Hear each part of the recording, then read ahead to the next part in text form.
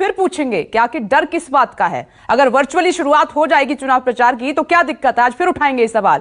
मेहमानों का रुख करें उससे पहले पल्लवी, और मैं आती हूं बीजेपी प्रवक्ता शाइना जी भी इस वक्त हमारे साथ जुड़ गई हैं, आपका भी स्वागत है इस डिबेट में। मैं लेकिन पल्लवी अब आपके पास आ रही हूं। पल्लवी, कोविड-19 के खिलाफ जल्दी नेजल वैक्सीन और दुनिया की पहली डीएनए वैक्सीन शुरू होने जा रही है। कल बड़ा ऐलान प्रधानमंत्री नरेंद्र मोदी ने किया है। अब सभी के मन में इसको लेकर कई सारे सवाल हैं, क्या है, कब शुरू होगी, और सबसे बड़ा हथियार भी इसी को माना जा रहा है।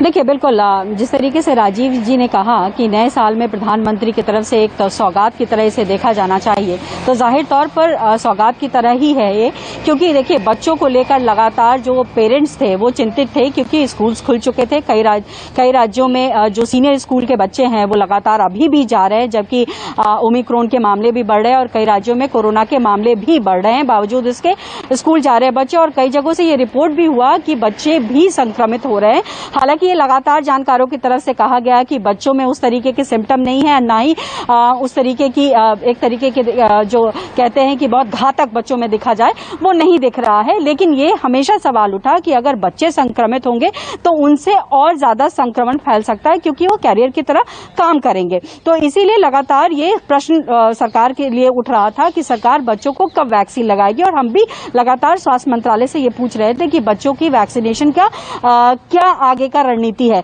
लेकिन प्रधानमंत्री ने इसको साफ करते हुए कहा कि 3 जनवरी के बाद से जो है, इनफैक्ट 3 जनवरी से ही 15 से 18 साल की आयु के बच्चों को जो है वैक्सीन लगना शुरू हो जाएगा, और जो एल्डरली ग्रुप है उनको भी वैक्सीन दिया जाएगा, क्योंकि कहीं ना कहीं उनके लिए यही कहा जा रहा था, जिसमें 2 तर्क है। एक ये तर्क कर दिया गया कि चूंकि कुछ समय के बाद में शरीर में एंटीबॉडीज कम होने लगती है अगर आप वैक्सीन लेते हैं, और 2 वैक्सीन का जो लेने का जो गैप बढ़ जाता है तो उसमें एंटीबॉडीज कम हो जाती है और शायद कोरोना के खिलाफ लड़ने की क्षमता कम हो जाती है। इसीलिए जो एल्डरली ग्रुप है और फ्रंट लाइनर्स और हेल्थ वर्कर है उनको जो है प्रिकॉशनरी शॉट दिया जाए, तीसरा शॉट दिया जाए। तो देखिए ये बहुत इंपॉर्टेंट और बहुत ही एक तरीके से कहे सराहनीय कदम है, जिसका सीधे सीधे प्रधानमंत्री ने जो है साफ कर दिया है रास्ता। अब जहां तक आपने सवाल किया नेजल वैक्सीन और डीएनए वैक्सीन का, तो देखिए नेजल वैक्सीन दुनिया भर में 7 ऐसी कंपनी है जो कि नेजल वैक्सीन पर काम कर रही है। खुद भारत में भारत बायोटेक जो है वो नेजल वैक्सीन पर काम कर रहा है। इनफैक्ट यहाँ पर ये बता दूं कि 2 जो ट्रायल हुए हैं उसके, वो ट्रायल भी उनके सक्सेसफुल रहे हैं, और तीसरे ट्रायल के में उन्होंने जो है drug controller general of India को ये कहते हुए जो एप्लीकेशन लगाया कि उन्हें बूस्टर डोज की तरह इस्तेमाल करने की इजाजत दी जाए, क्योंकि अभी तक जो इनके पास डेटा आई है उनमें एफिकेसी और सेफ्टी दोनों अच्छी दिखाई दे रही है। तो देखिए इसीलिए प्रधानमंत्री ने संकेत दिया कि आने वाले समय में नेजल वैक्सीन उपलब्ध होगा। जहां तक डीएनए वैक्सीन की बात है, तो देखिए डीएनए वैक्सीन को अगस्त के महीने में ही इमरजेंसी यूज ऑथराइजेशन मिल गया था। ये जाइडस कैडिला गुजरात की कंपनी है, जाइकोव डी नाम है इसका। ये इसको अगस्त में इमरजेंसी यूज ऑथराइजेशन मिला, लेकिन सरकार की तरफ से ये रोल आउट नहीं हुआ था, और इसीलिए प्रधानमंत्री ने पल्लवी 1 मिनट रुकिएगा, राजीव कुछ इशारा कर रहे हैं। राजीव,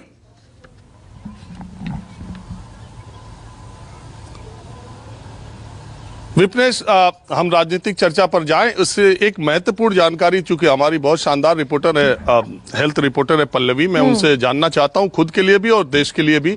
पल्लवी उन देश की पहली महिला रिपोर्टर पल्लवी है जिन्होंने कोरोना का डोज लिया था उन दिनों जब हेल्थ वर्कर्स को लग रहा था, या आप कह लीजिए एकदम शुरुआत थी, तब लोग लगवाने से डर भी रहे थे। तो पल्लवी ने पहली बार हिम्मत करके, और ये पहली महिला रिपोर्टर है, मैं ये रिकॉर्ड पर भी रख दूं कि जिन्होंने कोरोना का टीका लगवाया था। मेरा सवाल सिर्फ ये है कि जो लोग भी देश में 2 टीका लगवा चुके हैं, जिस तरीके से स्वास्थ्य कर्मियों को प्रधानमंत्री ने बूस्टर डोज लगाने की बात जल्दी कही है, तो इसका मतलब पल्लवी हम ये समझते हैं और देश के लोगों को भी समझना चाहिए, या आप अच्छे से बताएंगी, इसका मतलब यह है कि 2 डोज जिसने लगवा लिया है वो भी, उसको भी आने वाले दिनों में बूस्टर डोज लगने की संभावना है, या उसको बूस्टर डोज लगना ही लगना होगा और उसके लिए सरकार पहले इंतजाम कर लेगी इतनी बड़ी जनसंख्या के लिए। तो क्या हम बूस्टर डोज लगवाने के लिए भी अब तैयार रहें मानसिक तौर पर?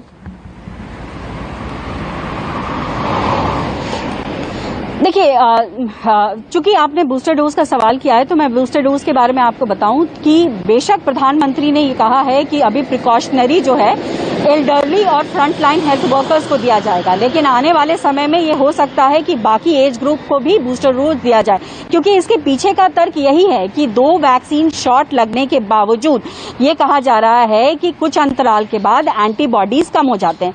लेकिन राजीव जी, यहाँ पर एक चीज मैं बताना चाहूंगी कि उससे ठीक एक दिन पहले स्वास्थ्य मंत्रालय ने एक प्रेस कॉन्फ्रेंस किया था, जिस प्रेस कॉन्फ्रेंस में ये पूछा गया, पूछने से पहले ही उन्होंने ये एक ग्राफ के जरिए दिखाया कि WHO ये कह रहा है कि बूस्टर डोज के होड़ में मत रहिए, ये आपको कोविड से हो सकता है कि ना बचा पाए, कोविड एप्रोप्रिएट बिहेवियर ही बचाएगा। पहला ये उन्होंने एक रिएक्शन दिया।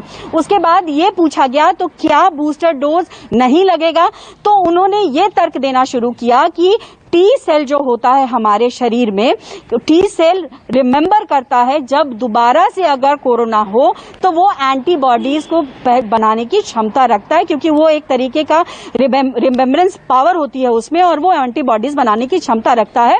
इसीलिए देखा जाएगा अगर बूस्टर डोज की जरूरत होगी कि नहीं। लेकिन उसके दूसरे ही दिन प्रधानमंत्री ये साफ कर देते हैं कि प्रिकॉशनरी डोज लगेगा। प्रिकॉशनरी डोज लगने का मतलब ही यही है कि तीसरा डोज, जिसे हम बूस्टर डोज कह रहे हैं, उसे दिया जाएगा। लेकिन अभी फिलहाल जो है, चूंकि बात यही आ रही है कि चूंकि front line workers, health workers और जो एल्डरली ग्रुप है, ये सबसे ज्यादा ससेप्टेबल है, चूंकि कोरोना का खतरा इन पर ज्यादा है। और चूंकि हम ये भी देख रहे हैं वर्ल्ड वाइड में कि वैक्सीन ब्रेक थ्रू है, यानी बूस्टर डोज लेने के बावजूद भी कई देशों में ओमिक्रॉन हुआ है। और हमारे देश में भी खुद स्वास्थ्य मंत्रालय ने कहा कि 4 ऐसे केसेस सामने आए हैं जिसमें बूस्टर डोज लगने के बावजूद भी कोरोना हो गया है। तो अभी इस पर फिलहाल जो है पूरे वर्ल्ड में अभी भी शोध चल रहा है, लेकिन कहीं ना कहीं इसको ये जरूर माना गया है कि वैक्सीन से सीवियरिटी बच रही है, सीवियर केसेस नहीं हो रहे हैं, माइल्ड केसेस हो रहे हैं, और इसीलिए वैक्सीन जरूरी है। लेकिन बूस्टर डोज लेने का तात्पर्य यही है कि मान लीजिए कि एंटीबॉडीज यानी लड़ने की क्षमता अगर शरीर में कम हो रही है तो प्रिकॉशनरी एक शॉट फिलहाल दे दिया जाए। और हमें पल्लवी के जरिए जवाब मिल गया है, बता दिया, काम चल रहा है इस पर। और अगर